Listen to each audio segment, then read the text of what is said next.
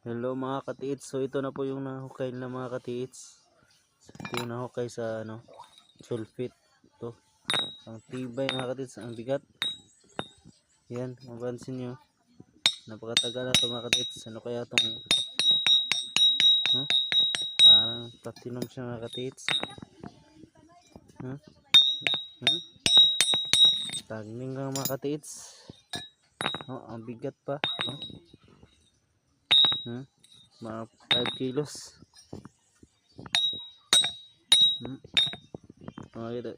Pansin nyo ang tunog niya.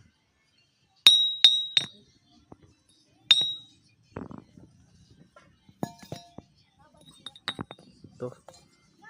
So may 1943 may nakalagay dito mga katiits. Ito may butas ito.